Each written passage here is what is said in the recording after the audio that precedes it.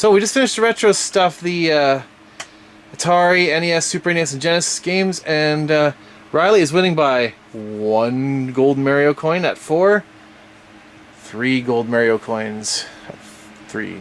Yeah, you guys know. I have 3, he has 4. 3, That's right. 4, 3, Mine's 4. higher. Welcome back.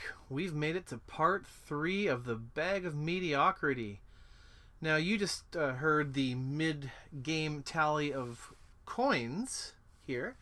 I never explained earlier how I was kind of making it fun when they were over here was I used these plastic golden Mario coins to kind of mark down who's won how many games. I got them at a local party store, and I was walking through and I saw, hey, look, little packages of Mario coins for like $1.50 for 12.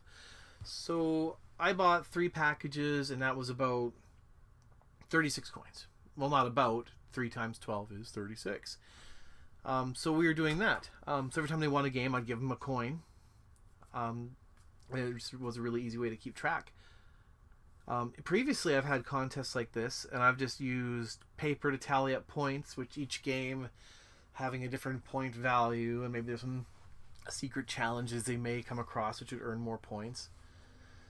I've previously used fake Canadian money to keep track of the scores, and then they'd use that money and bet against each other in certain games, like say Mortal Kombat or something, for direct competition. But yeah, it's a pretty simple way, kept a little bit more gamey and fun. So back to the games. As you can see, they're playing Jackass for the PlayStation 2. The first game was a tug-of-war type thing, and neither of them really understood what to do at first. And this whole challenge, I'm not helping people along. I'm letting them figure it out for themselves how to play these games. After all, I mean, if you don't know how to play games, you don't deserve to win the prize, right? So they figure it out. And that comes to this kind of divide we have here. In the first, or in part 2 of this Bag of Mediocrity, you saw a series of games, but they were kind of retro, from Atari to Super Nintendo, Genesis. And those games are all fairly simple to figure out. Now, with this crossing the generation to, I guess I kind of skipped the N64 PS1 era, but we went right to PS2 and now PS3 with PlayStation All-Stars Battle Royale. The games are a bit more complicated, a lot more buttons. It's not as easy to just jump in. You almost do need a little bit of a tutorial, and or someone just to kind of guide you along with what buttons to press. In this game, I did need to tell them, because 100% of the people that see this game think it's a Smash Brothers ripoff. Now, granted, a lot of the aesthetics are. I mean, we've got, or a lot of the superficial stuff, we've got mascot characters, I guess. We've got simplistic controls, backgrounds. It's all like a love letter to the company, Nintendo for Smash Brothers, Sony for the PlayStation All-Stars Battle Royale. But this game plays quite a bit differently. There's no knocking people off the edges of the levels. You don't even take damage. Not the kind of damage where you fly farther when you get hit, or not even a hit point style damage. Although there might be a mode like that in here, but how this game works is when you hit somebody, your meter builds up, and when it hits number 1, like it's flashing on Kennedy's side there, you can use a power attack, like as if you had broken a smash ball in Smash Brothers.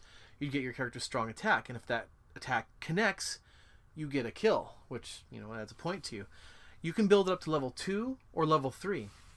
Now, maybe a level 3 will be completely autonomous and kill everyone on screen at once without any way for them to defend. Or maybe you have a character where you have to do it yourself, go around killing them, but because you're doing it manually, you might have an opportunity to kill everyone twice if you're quick, But that's the thing here. This game is really, beginner friendly, because no matter how many times you get hit, it doesn't matter to yourself. Like there's no harm or damage to you. the other person just gets closer to being able to do that strong attack on you. And hey, if you block or if you dodge that attack, it's like they never hit you at all. So it's a different kind of dynamic altogether. And honestly, I find each character in this game to be a lot more unique. You know, you have Parappa the Rapper, who can just put down a boombox and just listen to the music coming out of it to build up his meter. He doesn't even have to hit anybody.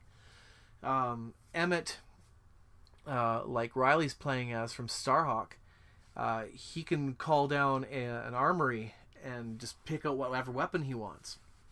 And Nathan Drake is really interesting in his own way. It's just a really good game too. In this case, they hit overtime because they didn't quite... It feels a little different than Smash, so they weren't playing... And this is their first time playing it, so they never quite got the feel for the characters. So now they're in sudden death, waiting for their meter to build up faster and go for that final kill, which I believe Kennedy wins this one. But yeah, so all of these games, they get just a bit more complicated. And that's why when I get to the PlayStation 4 games in just a little bit, I don't choose... I didn't choose any real game in my collection, like a physical disc. I mean, I guess if I don't know if I had Mortal Kombat XL at the time. That would have been a really good one to choose. But I don't know if I had any other game that really was a good one-on-one competitive game. Right now, off the top of my head, I still can't think of anything. There's so many open world games and RPGs and stuff like Skyrim and Dragon Age. So I just chose a couple PlayStation Network games that were fairly easy to get into without a tutorial. Maybe not. I guess we'll have to see how that goes. Now here's an interesting game. We've all heard of Burnout, I hope. I got my introduction to Burnout with Burnout Revenge, which is the 4th game. I always kind of thought, oh, just another racing game series. I don't need to buy this. And if I'd played the first one, maybe 2, then I probably would have agreed. They're kind of plain. The people that played them, I sure love them. But Burnout 3 really amped up the game with the crashes, the crash mode, the speed, just everything. I didn't get in on that one. Like I said, I got in on Revenge, but Takedown is just as good. For people that played that first, they'll probably say it's better. And so after like just totally annihilating Burnout Revenge, I was very excited when Burnout Paradise was coming out. So I played the demo. It was one of the first demos I played on my PlayStation 3.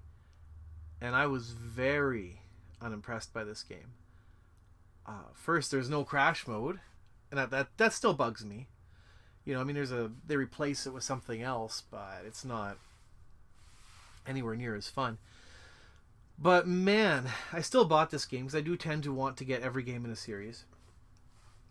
And this game, it's my favorite Burnout game. You know, the crashes are even better. Just the way they design a city is just very intuitive to go through. Very fun. Lots of cars. The specialty cars are really good. The Back to the Future, Knight Rider, Dukes of Hazzard, Ghostbusters.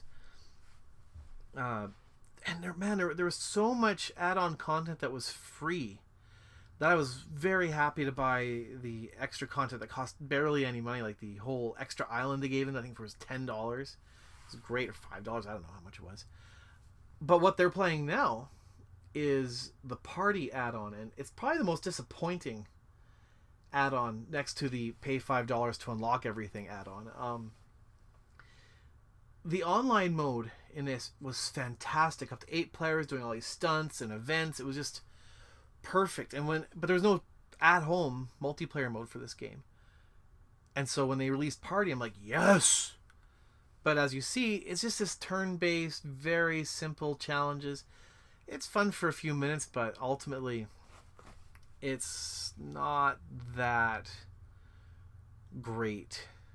But, you know, it's something to do. And considering how everything else was so perfect, the motorcycle add-on, the day-night cycles, the music in the game is great.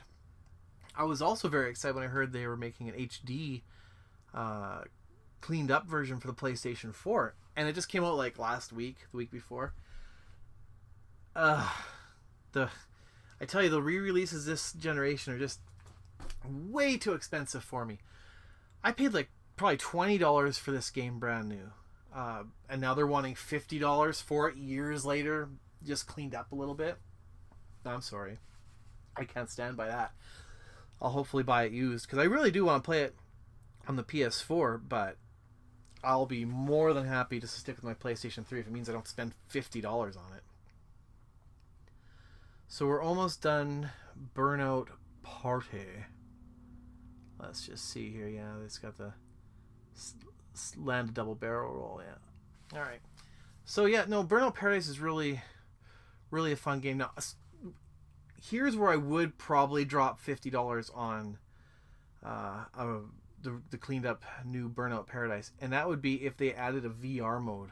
Oh, I mean, I love my VR, and you know, I don't have the new Wipeout Omega collection yet, which has, you know, it's an HD remake of several games for $50, and they gave a free VR update to it. So I mean, if Burnout could do that, I mean, I can imagine getting really sick from it, from the speed the game goes at, because, whew, but you know, I think I'd willingly throw up just for the privilege of playing Burnout in VR.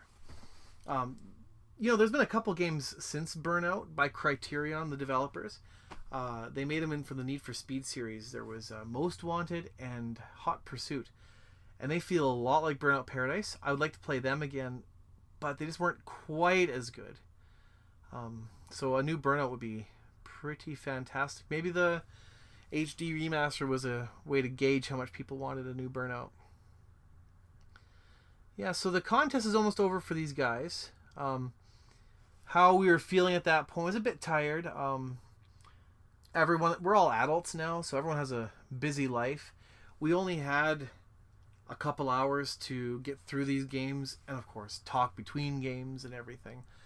Because I had intended to make at least 20 games in the competition, but I'm kind of thankful I didn't. I mean, this is already a 4-parter video with just 13 games, so I'd probably have to throw another part 5 in there just to get it complete. But yeah, no, it was fun. I'm really happy how this turned out. You know, I had a couple of great guys who ended up. I was really worried that the people that came over would be some kind of sketchy guys who were gonna case my place and see how best to rob it or something, or I was just gonna find somebody who was just gonna take these games and try to flip them, like they didn't really care about games to begin with. So I'm really happy with Riley and Kennedy. They were a couple of great guys who came over here, fun to chat with.